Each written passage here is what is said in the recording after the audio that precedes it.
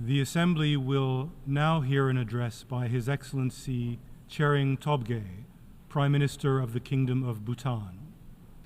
I request protocol to escort His Excellency and invite him to address the Assembly.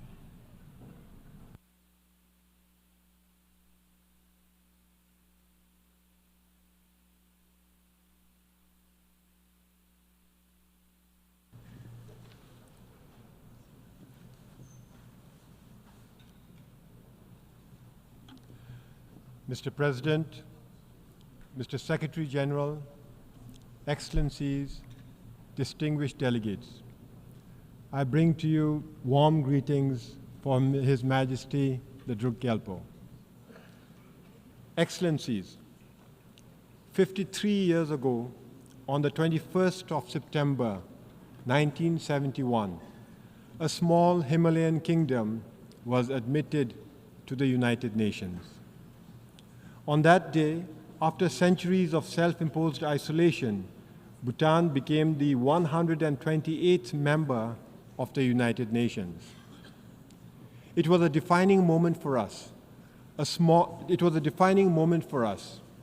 When a small, poor, landlocked country nestled in the world's highest mountain joined the global community of nations.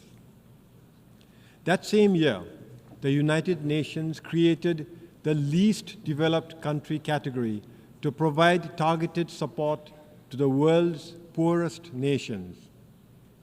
Bhutan was among the first to be admitted in that list. Back then, our economy was primarily agrarian, operating largely on a barter system. Our per capita GDP income stood at just $215 US. Life expectancy was barely 40 years. Infant mortality was tragically high at 142 deaths for every 1,000 live births. And our literacy rate was woefully low. We had only, in fact, less than 300 students in the few scattered schools that had been established to provide modern education. Today, I stand before you with a story of transformation and progress. Our per capita GDP has risen to more than $3,500 US. Life expectancy has increased to 70 years. Infant mortality has plummeted to 15 deaths per 1,000 live births. And our literacy rate, it has climbed to 71%, with youth literacy skyrocketing to 99%.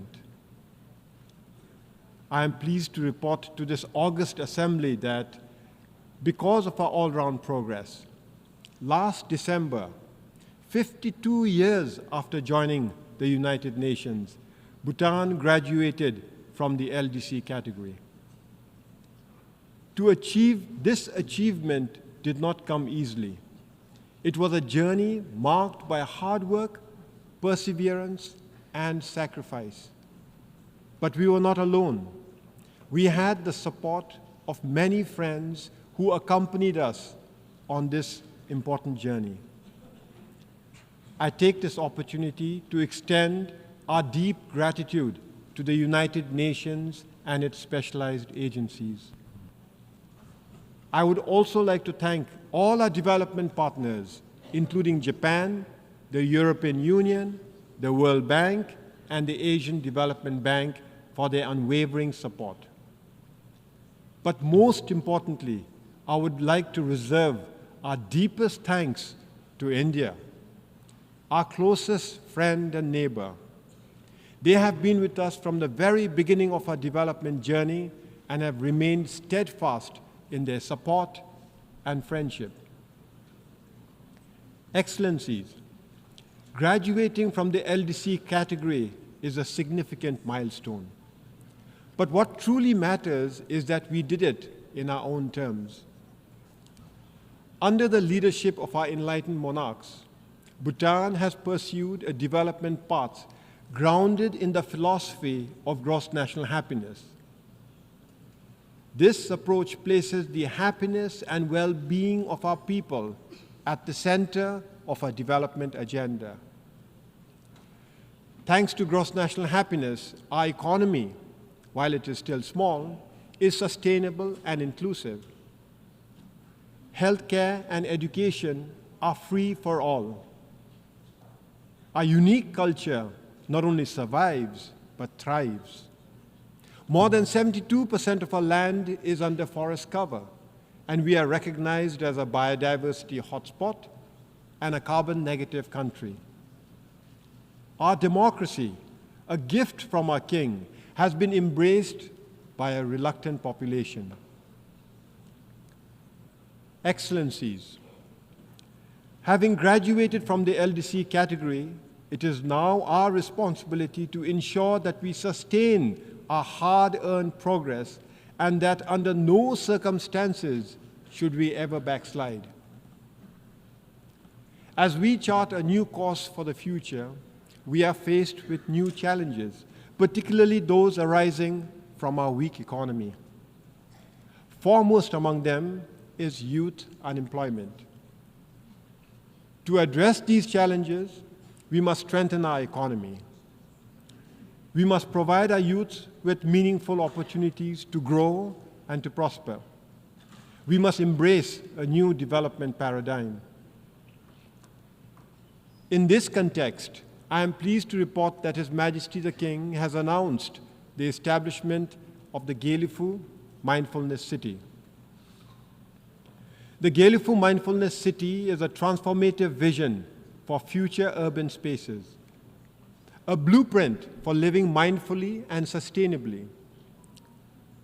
Spanning 2,600 square kilometers of pristine forests and fertile farmlands, it will enable human innovation and natural ecosystems to thrive together while fostering human well-being, environmental sustainability, and mindful living.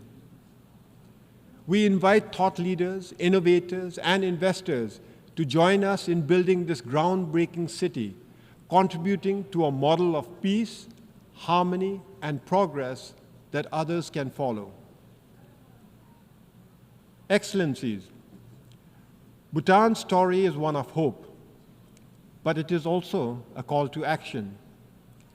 More than 50 years have passed, and only 7 nations have graduated from the LDC category, leaving 46 countries still in need. This is unacceptable. The international community must intensify its efforts to ensure that no nation is left behind, that all LDC countries achieve graduation. To accomplish this, we must address poverty, inequality, and vulnerability with a renewed sense of urgency. The Pact for the Future, which we adopted collectively at the Summit of the Future, provides us with a roadmap to transform the lives of the world's most vulnerable. However, transforming the future requires that we also transform institutions shaping it. The United Nations must evolve to meet the realities of today's world. The Security Council as it stands is a relic of the past. We need a council that reflects the current geopolitical, economic landscape, and social realities. Bhutan has long advocated for the reform of the Security Council to make it more representative and effective. For this, India, with its significant economic growth and population and leadership of the Global South, deserves a permanent seat at the Security Council. Similarly, Japan, a leading donor and peace builder, warrants permanent membership. Excellencies, in conclusion, let me reiterate our deep gratitude for the support we have received on Bhutan's journey to LDC graduation. Now we are committed to sustaining this progress, but we will need your continued support. In this regard, we invite your support and investment in initiatives like the Gelifu Mindfulness City. However, as we celebrate Bhutan's progress, we must also intensify our efforts to support other LDCs, ensuring that they too can achieve graduation. In this regard, the role of the United Nations is more critical than ever, reinforcing the imperative for multilateralism in addressing the global challenges we face. As we look to the future, I have the honor to close by repeating a profound message from His Majesty, our beloved King. I first did so 7 years ago, and I repeat, no nation today can stand alone in achievement. Time is slowly telling us that there can be no lasting individual success without success as a community. And there cannot be lasting national progress and success if it does not fit into a future of global peace, harmony, and equality. The world must progress together or fail together. Thank you, and Tashidile.